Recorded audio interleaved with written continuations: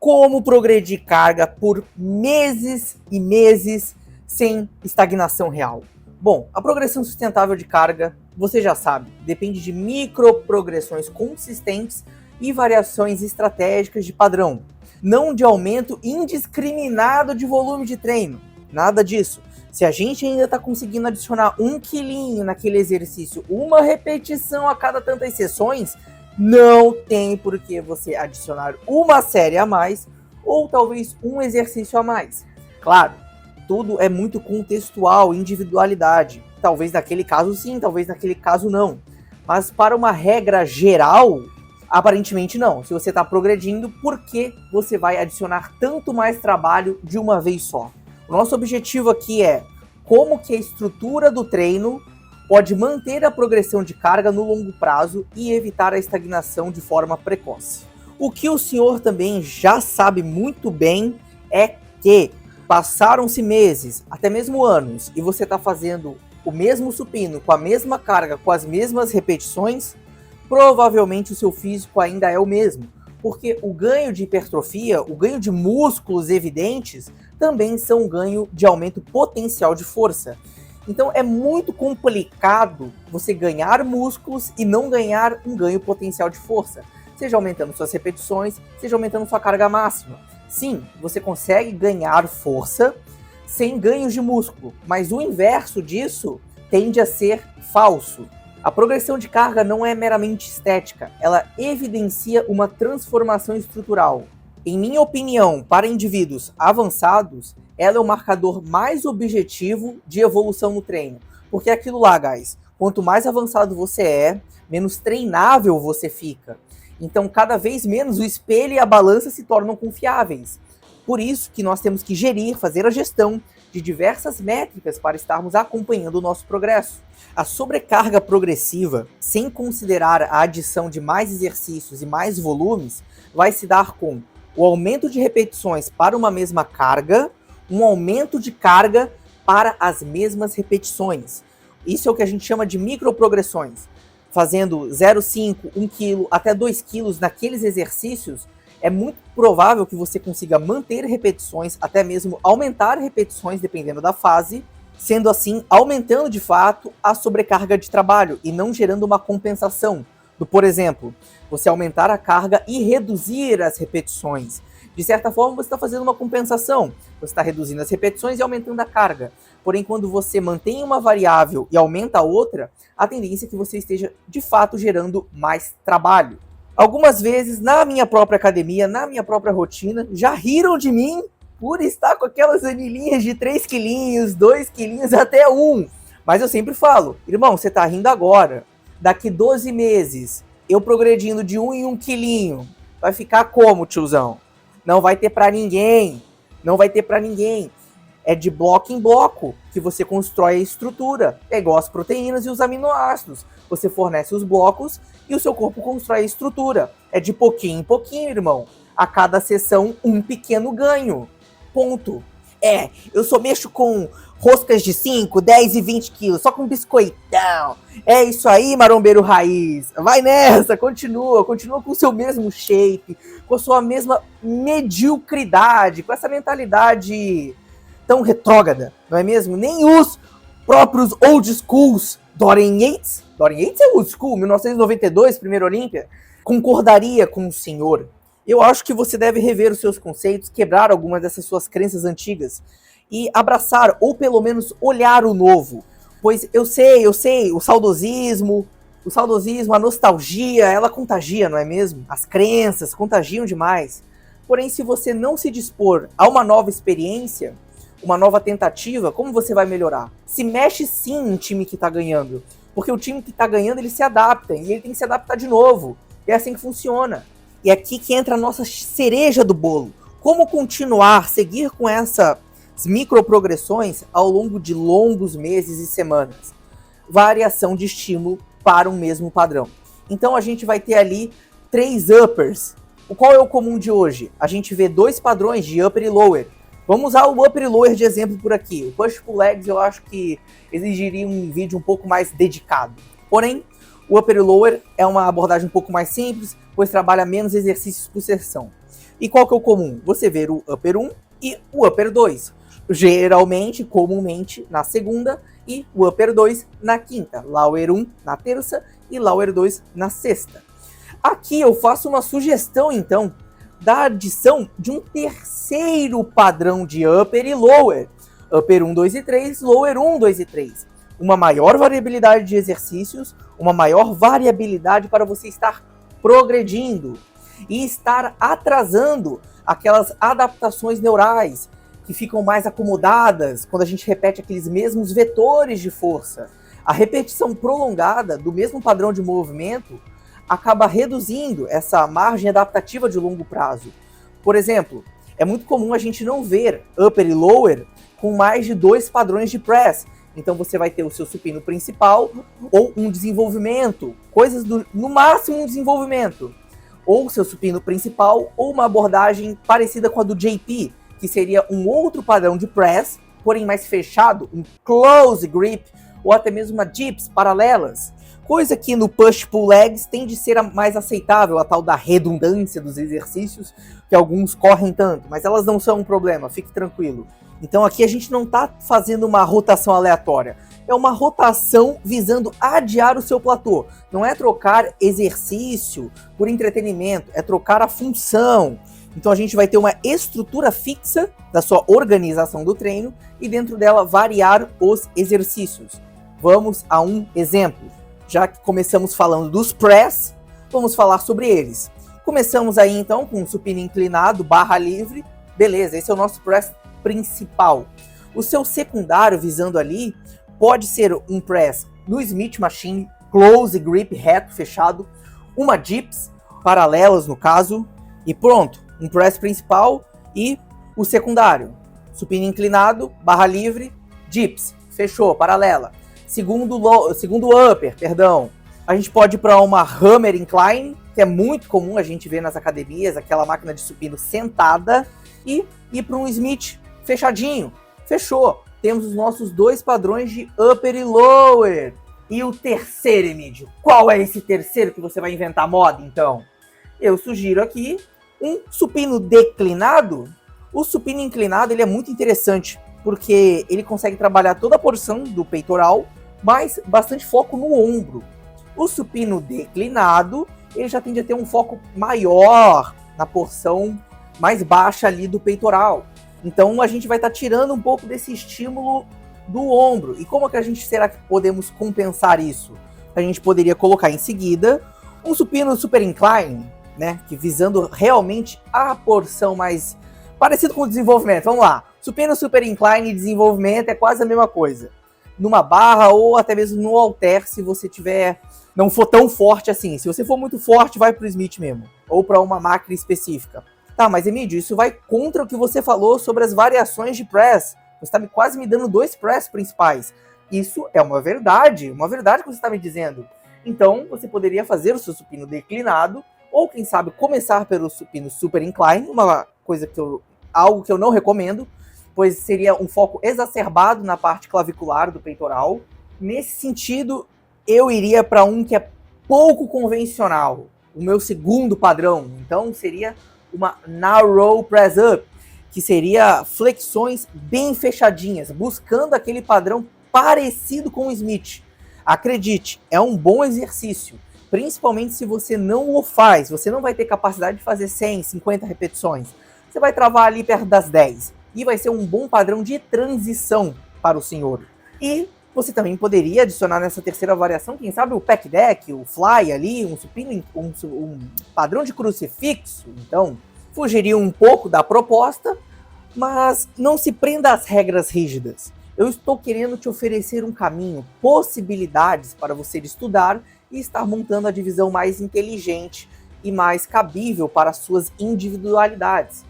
E essa fórmula específica a qual eu estou falando é muito alinhada com os padrões que o JP programa as suas estruturas de treino. Tudo bem? É assim específico que eu falei para vocês, inclusive eu tirei do livro de princípios dele. Olha só, apenas o upper 3 que não existe. O upper 3 eu utilizei do raciocínio que ele faria, que ele montou o upper 1 e upper 2.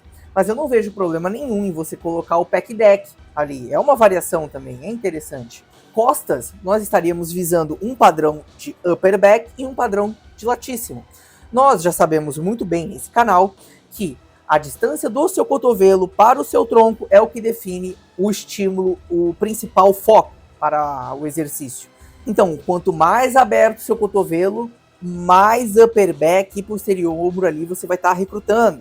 Então, essas remadas do padrão pronado, ou até mesmo padrão neutro ali, podem ser bem interessantes. Como, por exemplo, várias máquinas Hammers que têm apoio de peito, a famosa T-Bar Row, ou quem sabe uma Kelso Strags, Kelso sei lá o que, apenas depressões escapulares, vamos botar assim, mas apenas depressões escapulares, tem aquela questão de você não estar fazendo um movimento completo, e os seus posteriores não vão estar sendo tão chamados assim. Para costas ainda, nós temos um outro famigerado exercício, que é o hack pull. Ninguém fala do hack pull, pouco se fala do meio terra ali, com os steps. Cara, é um exercício que pode ser muito excelente para o trabalho do lower back e também vejo muito excelente para o trabalho dos trapézios. Sim, senhores. Nas minhas sessões de deadlift, é muito comum eu sentir uma tensão absurda nos meus trapézios. Acho sim de bom gosto colocar ele pensando no upper back até lower back. É uma opção que vai oferecer aí grande aporte de botar carga. É ali a barra logo abaixo do joelho, tá? Não tão abaixo e não no joelho, logo abaixo do joelho. Pegou a visão? E para os latíssimos a gente tem uma infinidade de exercícios. Os pullovers, nós temos os pull-downs, nós temos as puxadas, puxada pronada, puxada neutra no triângulo. Também temos as remadas focadas no latíssimo, que são as com o cotovelo bem próximo ao corpo, como a própria remada triângulo, que é maravilhosa. Ou máquinas com apoio de peito que visem trabalhar rente ao corpo. E também nós temos um terceiro perfil de remadas, aquelas que o seu cotovelo está no meio ali do movimento, onde a gente pode ter um estímulo bacana e interessante, tanto para latíssimo quanto para o upper back. Essas remadas são muito comuns ter uma inclinação, seu tronco fica levemente inclinado para frente e um apoio de peito. Você já deve ter visto alguma delas por aí. E finalizando essa sessão de peito e costas, eu colocaria aí, sugeria para os senhores, o dumbbell pullover com halteres, senhores. Um exercício tão distante da realidade atual dos bodybuilders, um exercício old school e não muito feito pelas dúvidas que ele gera, não é mesmo? É pra latíssimo, é pra peito, é pra tríceps essa porra. Bom, numa sessão de upper, eu acho que tanto faz, não é mesmo? Colocar ele ali como um dos últimos exercícios de transição, antes de você começar seus trabalhos de ombro específico, ou tríceps e bíceps específico, ali um pullover pode entrar, com halteres pode entrar muito bem. Porque ele estira muito bem o latíssimo, ele ativa o peitoral, mas quem fica dolorido é o tríceps. Ponto. Magnífico esse exercício. Eu, depois que adicionei ele nas minhas sessões, não tenho intenção nenhuma de tirar. E não se esqueçam também, para latíssimos senhores, as barras fixas. Então, uma infinidade de exercícios para vocês estarem distribuindo nessas suas 3 versões de upper e lower. E lembre-se bem, um exercício focado por grupo muscular ali, pelo menos inicialmente. Uma abordagem mais conservadora geralmente é preferível nos mais diversos casos, tanto de treino quanto de dieta. Nós queremos ver primeiro a sua resposta, para depois incrementar volume, incrementar exercícios. Entre 6 e 7 exercícios, geralmente compete, compele, contribui, está associado a uma boa sessão de upper e lower. 6 a 7 exercícios. No final dessa sessão, coloque o abdômen. Abdômen também é importante, não vamos esquecê-los aqui. Você quer blocar os seus gomos, precisa de um abdômen. E variações dentro do abdômen é um pouco mais complicado, mas existem sim. Abdômen na polia, abdômen de forma livre, máquinas específicas para abdômen e assim segue-se. E o ombro, Emílio? E o ombro? Um exercício focado no lateral. Um exercício. Sim, senhores, vamos ficar na margem conservadora. Nós temos aí à nossa disposição a remada alta, seja em máquina ou livre. Elevação lateral com halter, que pode ser feita bilateral, unilateral. Elevação lateral na polia. Máquinas específicas de elevação lateral. Então a gente também vai ter uma infinidade. Temos a elevação Y também, aquelas elevações laterais deitado, muitas variações para você estar colocando nas suas sessões. E, enfim, as variações de tríceps. Temos as 3 variações principais que compelem o tríceps pulley tradicional, que você pode fazer de frente para a polia, ou de costas, apoiando as suas costas ali, para ter uma melhor estabilidade. O tríceps francês e testa, que também varia um pouco essa angulação. Tríceps francês e testa, eu recomendo fazer o francês na polia de forma unilateral, pela melhor estabilidade, porque se o tríceps é forte pra caramba, e fazer na polia bilateral, cara, vai ser chato. Você não vai fazer um bom trabalho, provavelmente, principalmente se você for muito forte. Então eu recomendo unilateral na polia, o tríceps francês. E o tríceps testa. Atualmente eu estou fazendo ele livre, com os halteres unilateral. E estou gostando muito dessa variação. Gostando muito. Sinto mais controle no movimento do que com a barra W. Sinto mais conforto na pegada e uma baita proximidade com a falha ali. Uma rotação inteligente aí, abrangendo o seu upper 1, 2 e 3. Escolha os exercícios e seja feliz. E as sessões de lower. Emílio, você não falou do bíceps, porque a gente vai botar o bíceps nos treinos de lower. Por quê? Porque o JP tem programado assim suas sessões, e eu acho que é para evitar um grande volume no treino de upper. Porque se você seguir as minhas orientações, você vai ver que deram 7 exercícios. E se a gente não colocar nada no lower, vai ser por volta de 5. Então, e quem foi o cara menos estimulado nessa sessão de upper que nós fizemos? O bíceps, claro. Por mais que você tenha feito puxadas e remadas, ele não vai ser tão estimulado assim se você não estiver fazendo uma remada ou puxada com caráter pronado. O caráter neutro, cara, ele tá ali, ele tá de boa até. Ele tá bem de boa até. Aí a gente joga o bíceps no segundo dia, tranquilão. Os treinos de lower vão envolver, então, um padrão dominante, o mais pesado, e um padrão complementar. Tudo bem? Vamos lá, então. A gente tem o agachamento, que pode ser feito Smith ou livre. Eu recomendo você escolher apenas um dos dois para suas sessões, pois a transferência de carga para ambos é muito parecida. Atualmente estou fazendo meu agachamento no Smith. E como segundo exercício, a gente pode colocar a extensora. Fechou, o estímulo completo ali. Seguimos para um exercício de posterior, uma flexora, pode ser uma mesa flexora, por exemplo. E finalizamos na abdutora. Fechou. Panturrilhas, que a gente não vai esquecer os cambitos não podem ser esquecidos. E aqui a gente também tem uma infinidade, não pense que é só fazer a flexão plantar ali, não. A gente tem a máquina específica de flexão plantar, a gente pode fazer essa panturrilha no Smith e em um leg press horizontal, por exemplo. Eu não recomendo muito no leg press 45 porque é um pouco folgado, eu diria. E não me parece muito seguro. Eu diria essas duas coisas. No Smith tende a ter o melhor resultado possível. É o mais top de se fazer as panturrilhas. E por fim, escolher um dos exercícios de bíceps. Rosca W, rosca Scott ou uma rosca 45 com inclinação ali no banco. Tranquilinho. Emílio, mas e outras variações? Você não poderia me fornecer? Varie o padrão com uma adutora. Você pode variar entre padrões de flexora, como por exemplo a cadeira flexora e até mesmo a flexão nórdica. Recomendo que os senhores façam a reflexão nórdica. Acho interessante a gente abranger diversas funcionalidades para o nosso corpo. Outros padrões de agachamento, um hack squat, um leg press, talvez um leg press unilateral. Também temos o sissy squat. Irmão, uma infinidade de possibilidades. Só com esses exercícios que eu falei até agora, você consegue montar a sua sessão de lower perfeitamente. Então, se hoje você está estagnado e está fazendo aí o seu upper e lower 1 e 2, adicione o terceiro upper e lower. Adicione esse terceiro. Ele vai dar um break ali, talvez você possa até retomar a progredir nos seus outros uppers e lowers. Tá, mas Emílio, como é que eu vou fazer isso? Olha, é muito simples. Você vai treinar segunda e terça, quinta e sexta, certo? No upper 1, upper 2, upper 3. E vai rodando. Rotatividade. Vai fazendo essa rotatividade. Fez o upper 3, na quinta e sexta você faz o upper e lower 1. Simples, simples. Então, uma recapitulação breve. Progressão de carga é evidência objetiva de evolução. As microprogressões sustentam seu progresso no longo prazo.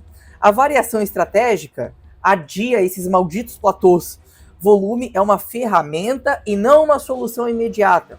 Evoluir por meses e meses exige organização não achismos. Quem progride carga de forma estruturada constrói transformação estrutural inevitável.